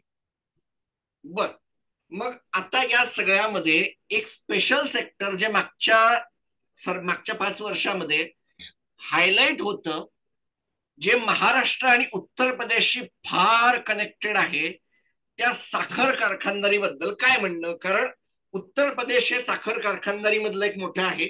त्यांच्याकडे मोठ्या प्रमाणावर ऊसाच्या बाबतीमध्ये क्रांती झाली आहे आणि अल्कोहोल किंवा इथेनॉलचा समावेश पेट्रोलच्या याच्यामध्ये करायचा आहे. याच्यामध्ये सरकारच्या बदलणाऱ्या धोरणांनी काहींना डॅमेज केला आहे. काही कंपन्यांचे भाव त्या एका निर्णयानंतर खालती आले, तुम्हाला आठवत असेल.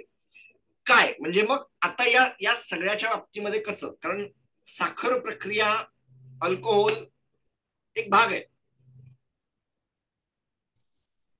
एक गोष्ट नक्की हो की साखर आणि इथेनॉल हे प्रॉडक्ट म्हणून एकमेकांशी रिलेटेड आहेत. हो, पण राजकारण म्हणून ते एकमेकांच्या विरुद्ध आहेत. अगदी. हे जे गणित आहे, आणि काही प्रमाणामध्ये हा फॅक्टर टू सम एक्सटेंट राजस्थानमध्येही आहे, मान्य केवळ करावं लागेल. आणि कर्नाटकमध्ये आहे. सॉरी, राजस्थान नाही, कर्नाटकमध्ये जास्त कर्नाटकमध्ये जास्त प्रमाणावर आहे, आहे. कर्नाटक आहे. आणि त्यामुळे इथेनॉल याला चालना देण्यावाचून गत्यंतर नाहीये. पण साखर कारखानदारी हा विषय राजकीय म्हणण्यापेक्षाही आर्थिक शिस्तीला मुरड घालून त्यांना अनुकूल अशी धोरणच घेतली जातील. कारण शेवटी सत्तेत असल्यावरच धोरणं घेता येतात, आणि सत्ता या दोघांच्या हातात आहे एवढं नक्की. विशेषतः ज्या पद्धतीचं यश ज्या पट्ट्यात भाजपला मिळालेलं नाही, त्या सगळ्यांमधला साखर कारखानदारी हा कॉमन पॅटर्न आहे, हे लक्षात घ्यावं पूर्वांचल लागतं. आणि पश्चिम Maharashtra, if I am not wrong. 100%, 100%, 100%. It would once again become a political product capturing the market of economic policy. No doubt about it. तुम्हाला आवडो न आवडो, ही राजकीय वस्तुस्थिती आहे, हे उघड आहे. नवीन जगाचं नवं इंधन असं ज्याच्याकडे म्हणून बघितलं जात आहे, त्या रेअर अर्थ एलिमेंट असेल किंवा मायनिंग क्षेत्र त्याच्यामध्ये असेल, त्याचं भवितव्य ज्या वेदांताला घेऊन पुढे चाललेले आहे, ते वेदांत आता त्यांच्या स्वतःच्या बँक्रप्सी मध्ये जाईल की नाही याच्याबाबत वाद चालू आहे. मग तुम्हाला न आवडणाऱ्या अनिल अग्रवाल या व्यक्तीचं आपल्या दोघांनाही खरं तर ते आवडत नाहीत, त्यांचे वाद होतात. पैसे कसे करायचे, मर्जर डिमर्जर स्पिन ऑफ, अशा वेगळ्या नावाखाली ते त्यांच्या कंपन्यांचे जे काय वाट लावून घेतात, यांच्याविषयी काय, किंवा मायनिंग सेक्टर, तुमचं मत? मायनिंग सेक्टरला महत्व देण्यावाचून गत्यंतर नाही. दुर्दैवाने आपल्या देशातले चांगले उद्योजक त्या क्षेत्रामध्ये त्या प्रमाणामध्ये कार्यरत नाहीत. त्यामुळे अत्यंत बेभरवशाच्या अगरवालवरती आणि वेदांतवरती अवलंबून राहावं लागतं, हे दुर्दैव आहे. पण जर मला एक जागतिक अर्थकारणामध्ये महत्वाचं केंद्रस्थान मिळवायचं असेल, आणि माझा जो जीडीपी ग्रोथ रेट आहे तो वरच्या पातळीवर न्यायचा असेल, आणि याबद्दल कोणत्याही पक्षाचं सरकार आलं, जे आता तर मोदी सरकारच येत आहे, तर त्याला ते करायचं याच्याविषयी दुमत होण्याचं काही कारण नाही. त्यामुळे मिनरल्स मी फार मोठ्या प्रमाणावरती दुर्लक्षित करू शकतो असं मला वाटत नाही. पण त्याला एक दुसरा सोलास आहे, पण तो खूप कमी प्रमाणावरती आहे, की सरकारी क्षेत्रात असलेल्या एनएमडीसी सारख्या कंपन्या या काही प्रमाणामध्ये आपली कामगिरी सुधारत आहेत.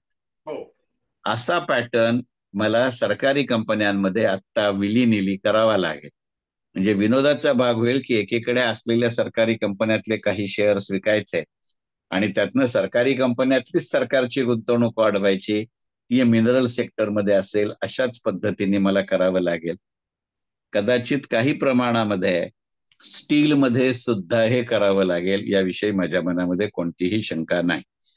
कारण ऊस हा राजकीय दृष्ट्या आणि मिनरल्स हा आर्थिक दृष्ट्या मला आता कोणत्याही परिस्थितीत अत्यंत उघडपणे रडारवर घ्यावंच लागेल.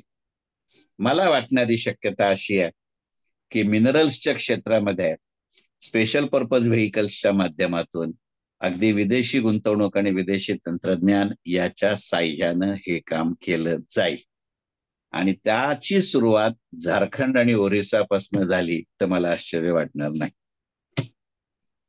नवीन सरकारच्या काळात सरकारी कंपन्या, कारण LIC मधला एक मोठा हिस्सा विकायचा आहे, त्याचं त्यांना पुढे पुढे सरकणं चालू आहे, टाइम फ्रेम त्यांना अजून मिळणं चालू आहे. हिंदुस्तान एरोनॉटिक्स लिमिटेड हा तर आता भारताच्या नशिबातला एक मोठा स्टार होऊन बसला आहे, असं म्हणलं तरी काय चूक असू नये, कारण त्यांचे प्रोडक्ट दुसरे देश पण वापरत आहेत. भारत इलेक्ट्रॉनिक्स हा जगातल्या सगळ्यात स्वस्त चीप मल्टीप्लायर पैकी एक असलेला शेअर आहे, जो भारताचे इलेक्शनचे यंत्र पण बनवतो. आणि IDBI बँक, त्यांचं डायव्हेस्टमेंट करायचं का असा एक प्रश्न आहे. सरकारच्या खिशात अजून 3 इन्शुरन्स, जनरल इन्शुरन्स कंपन्या आहेत, त्याचं पुढे काय करायचं.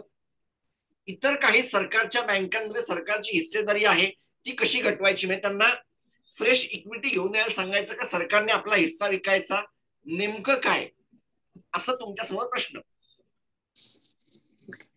ह्याचं एक गमतीचं उत्तर देतो आणि मग एक चांगलं उत्तर देतो. कसंही द्या, तुमची इच्छा.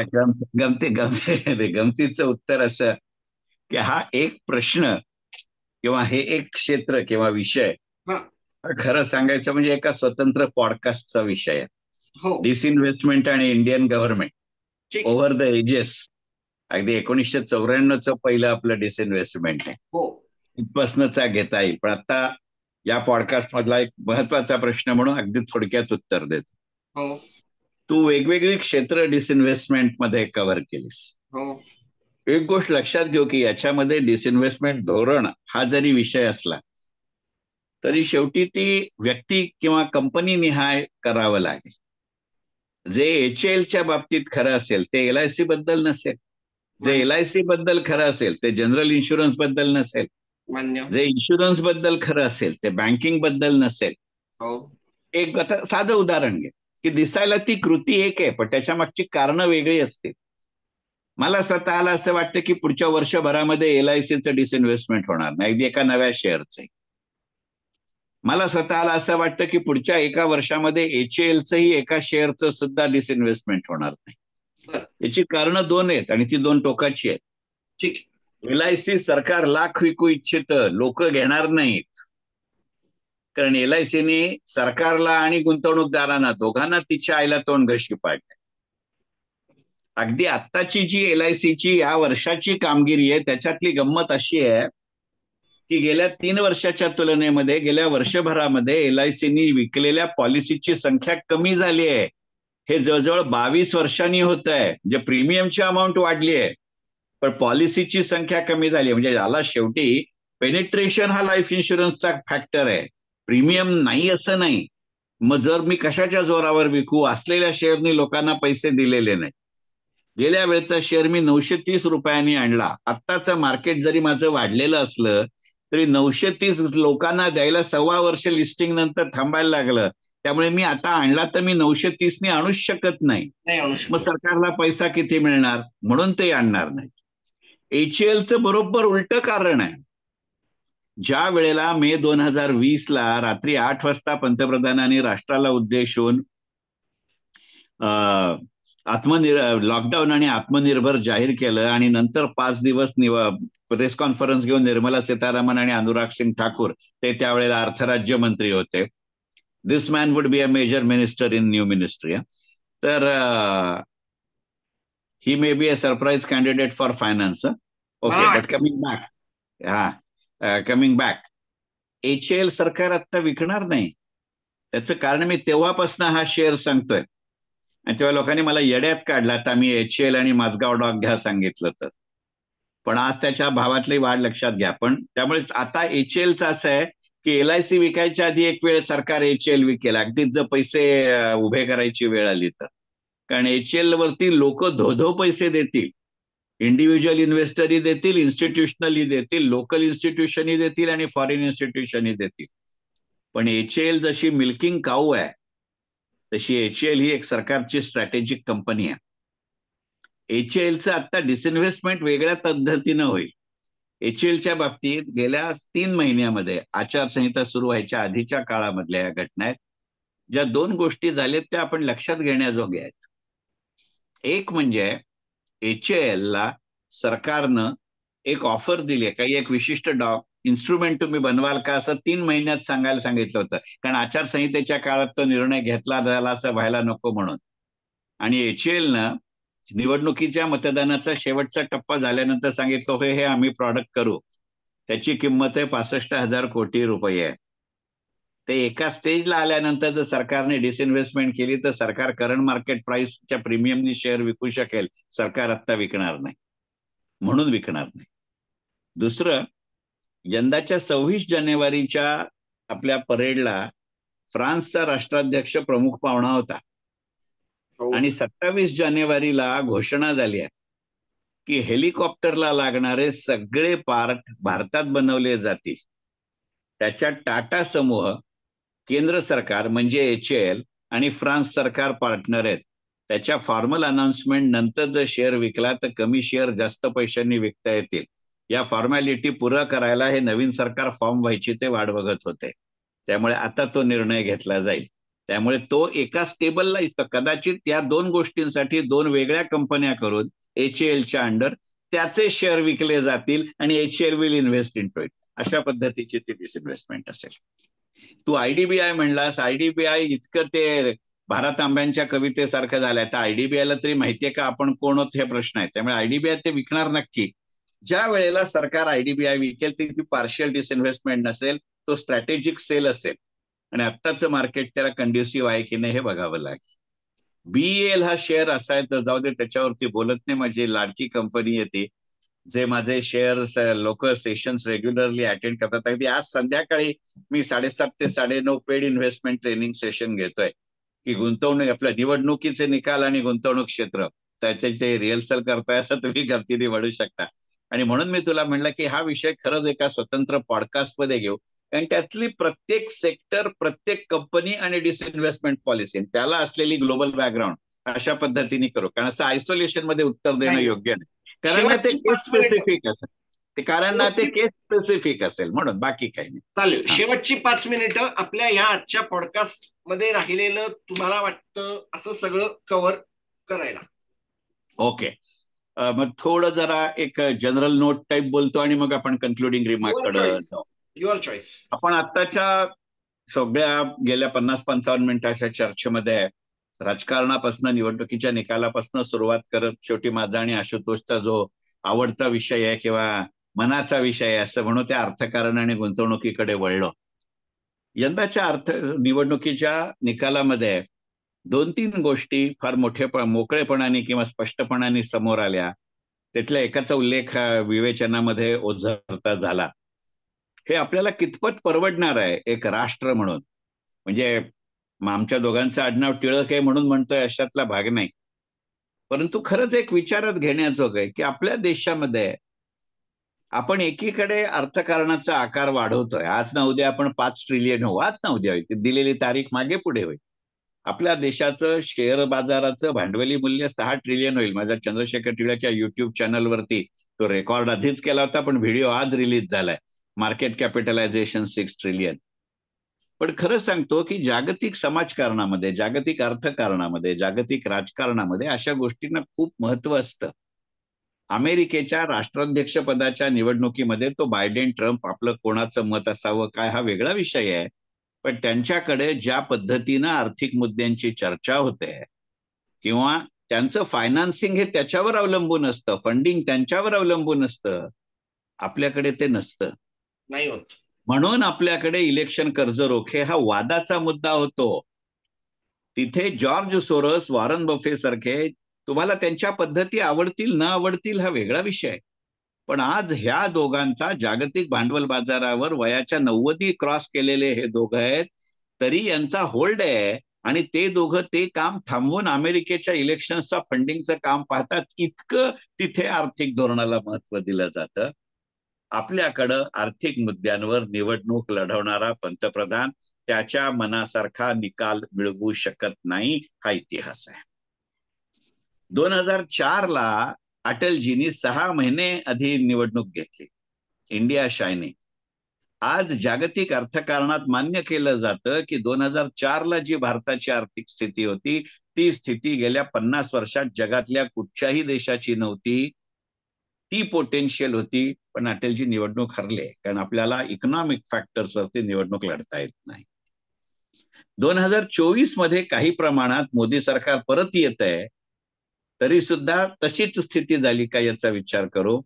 ज्या वेळेला तुम्ही एक आर्थिक केंद्र, महासत्ता वगैरे शब्द सोडून द्या, त्याला काही अर्थ नसतो कारण ते रिलेटिव्ह आहे. आपल्याला विचार करावा लागेल because we are changing the cost, आणि हे आपल्या गेल्या अनेक वर्षाच्या आर्थिक सातत्याचं गणित आहे. दुसरं, केवळ अर्थकारणाकडे दुर्लक्ष केलं जातं म्हणून माझा आणि आशुतोषचा जीव तुटतोय असं नाही, म्हणून मी हा मुद्दा नाही मांडत. त्या अर्थकारणाची जी सामाजिक बाजू असते, ते शेवटी अर्थकारण कशासाठी असतं? राष्ट्रीय अर्थकारण तुमच्या माझ्यासारख्या नागरिकाचा सामाजिक जाणीवांचा स्तर उंचवावा, आर्थिक स्तर उंचवावा म्हणून असतं. आपण असे प्रयत्न करणाऱ्या धोरणांना पाठिंबा देतो का याचा विचार करू ना. मगाशी मी बोलताना म्हणलं तसं ते द्यावं न द्यावं या वादात मला जायचं नाही. कारण प्रत्येकाची परिस्थिती, प्रत्येक ठिकाणची परिस्थिती सापेक्ष असते. पण आज जर 77 वर्षानंतरही महाराष्ट्राच्या राजकारणामध्ये, अगदी 60ला महाराष्ट्र स्वतंत्र झाला, 1 मे 60ला असं म्हटलं, तरी गेली 64 वर्ष आपण अस्तित्वात आहोत. त्या 64 वर्षातली 50 वर्ष ज्या जातीकडे महाराष्ट्राचं नेतृत्व आहे त्या जास्तच, त्याच्या आरक्षणाचा मुद्दा महत्वाचा ठरतो. पण बाकीच्या गोष्टी ठरत नसतील तर जर आपल्याला विचार करावा लागतो. कारण एकीकडे जर माझा ग्रॉस डोमेस्टिक प्रॉडक्ट वाढत असेल पण दरडोई उत्पन्न वाढणार नसेल तर त्यातनं या मागण्या जन्माला येतात का? कारण याचा विचार अशासाठी करायला लागेल आणि तो निवडणुकांच्या माध्यमातून येतो, म्हणजे that's the only way wear I can redistribute my self. कारण आपल्या देशाच्या येणाऱ्या काळातल्या अर्थव्यवस्थेमध्ये गेल्या 20 वर्षांसारखा सेवा क्षेत्राचा प्रभाव हा जास्त राहणार आहे. That would be a trigger, that would be the engine. आणि सेवा क्षेत्र किंवा सर्व्हिस सेक्टरचं सगळ्यात महत्वाचं वैशिष्ट्य हे आहे की ते इन्कम जनरेट खूप करतं, खूप लवकर करतं. पण सेवा क्षेत्र कधीही डिस्ट्रीब्युटर म्हणून चांगला नाहीये. इंडस्ट्रीयल सेक्टरमध्ये जसं उत्पन्न डिस्ट्रीब्यूट होऊ शकतं तसं सेवा क्षेत्र करण्याचं कारण असं आहे की इंडस्ट्री सेक्टर हे टेक्नॉलॉजी ओरिएंटेड आहे, व्हेअर सर्व्हिस सेक्टर हे स्किल ओरिएंटेड आहे. त्यामुळे येणाऱ्या काळामध्ये शिक्षण आणि प्रशिक्षण ही महत्वाची इंडस्ट्री झाली पाहिजे आपली. आरोग्य हे त्याच्यासाठी महत्वाचं आहे, कारण आता आपल्या लक्षात आलं असेल की करोना नंतरच्या काळामध्ये वर्क फ्रॉम होम नावाचं जे काय भूत भस्मासूर जे काय म्हणायचं ते निर्माण झालं. त्याच्यातनं शारीरिक आरोग्याचेही प्रश्न निर्माण झाले, त्यापेक्षा मानसिक आरोग्याचे प्रश्न निर्माण झाले. मग येणाऱ्या काळामध्ये जर मी आर्टिफिशियल इंटेलिजन्सला या ना त्या स्वरूपामध्ये वेलकम करणार असेल, आणि त्याच्या अजून गत्यंतर नाही, कारण इकॉनॉमी म्हणून कदाचित I may be the biggest exporter of it, म्हणजे त्यातनं इन्कम आत येणार आहे पण ते डिस्ट्रीब्यूट करायची व्यवस्था हवी ना. या क्षेत्रांचे असे मुद्दे आपल्याला संधी होती. पण तुमच्या असं लक्षात येईल की ना ते सत्तारूढ पक्षाच्या जाहीरनाम्यात होते ना त्या काँग्रेसच्या न्यायपत्रात होते. मला राजकीय मतभेद नाही करायचे, परंतु एक नागरिक म्हणून, एक टॅक्स पेयर करदाता म्हणून मी याचा विचार करणार की नाही, हे प्रश्न या पॉडकास्टच्या निमित्ताने मला आपल्यापर्यंत पोहोचले. माझ्याकडे याचं उत्तर आहे असं नाही माझं म्हणणं. मी म्हणतो हे 2000% त्रिकालाबाधित सत्य असा तर माझा बिलकुल दावा नाही.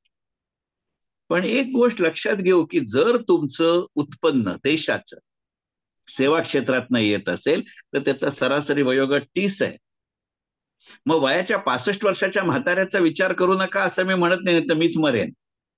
पण त्या 30चा विचार मला आधी केला पाहिजे. तो सुखी असला तर तो माझी पुढची इकॉनॉमी ट्रिगर करणार आहे, ज्यातनं मला पब्लिक वेलफेअरचं इकॉनॉमिक्स करता येईल. आणि अशा पद्धतीनं निवडणूक लढणं हे सुशिक्षित, समंजस आणि संपन्न अर्थव्यवस्थेचं लक्षण असतं. दुर्दैवाने आपण 2024ची निवडणूक अगदी अल्प प्रमाणात सुद्धा अशी लढवलेली नाही, हे लक्षात. मग कशाच्या जोरावरती आपण कोणती सत्ता होणार आहोत, हा एक मुद्दा. दुसरा मुद्दा, आज एक गोष्ट अजून सिद्ध झाली की नेमकं कोण कोणाला लागतं. शेअर बाजाराला सरकार लागतं का सरकारला शेअर बाजार लागतो? हे प्रश्नाचं उत्तर आपण गेली काही वर्ष 2 निवडणुकांच्या मधल्या काळात 2004 ते 2014 मध्ये, 2014 ते 2024 मध्ये, निवडणुकांच्या काळात आपण याची चर्चा वेगळ्या पद्धतीने केली, अनुभव वेगळ्या पद्धतीने घेतला. आणि 2 निवडणुकांच्या मधल्या काळात जेव्हा निवडणुका असमंतातही नव्हत्या तेव्हा याची चर्चा आपण वेगळ्या पद्धतीने केली आणि वेगळा अनुभव घेतला. इतके कंट्रास्ट जर असतील तर एक गोष्ट नक्की की आकस्मिक म्हणण्यापेक्षा नैमित्तिक येणाऱ्या निवडणुका आणि सतत असणारा गुंतवणूक क्षेत्र, मी नुसतं शेअर बाजार म्हणत नाहीये. कारण सांगतो, जसं पहिलाच प्रश्न आशुतोषचा होता की 3 तारखेला 3500 सेन्सेक्स वर जातो, 4 तारखेला सकाळी 11 वाजता तो 4500 खाली आलेला असतो. म्हणजे नेटगेन मध्ये दिसायला ते +3.5 -4.5 दिसतं. इन रियालिटी मी जर 24 तासाच्या ऐवजी 48 तास एकत्र विचार केला तर रविवारच्या किंवा शुक्रवारच्या तुलनेत, शनिवार रविवार माझ्याकडे मार्केटच नव्हतं, तर शुक्रवारचं क्लोजिंग आणि मंगळवारचं क्लोजिंग याच्यामध्ये फक्त 1000 पॉइंटनी खालती आलं. तुम्ही मला सांगा, निर्देशांक 5 आकडे असताना त्या 1000ला काय गाडीचं महत्व आहे? आपण त्याच्यावर चर्चा करणं, पण यातनं माझ्या फिक्स्ड इन्कम सिक्युरिटीवरती परिणाम होईल का हा विचार केला पाहिजे. आणि मग त्याची गणित ही वेगळी असतात. आणि म्हणून मी मगाशी डिसइन्व्हेस्टमेंट वरती बोलताना म्हटलं की आपण त्याची वेगळी चर्चा करू. मनःपूर्वक धन्यवाद. धन्यवाद सर, असेच येत राहा. नक्की. परत थँक्यू भेटूया. थँक्यू. धन्यवाद.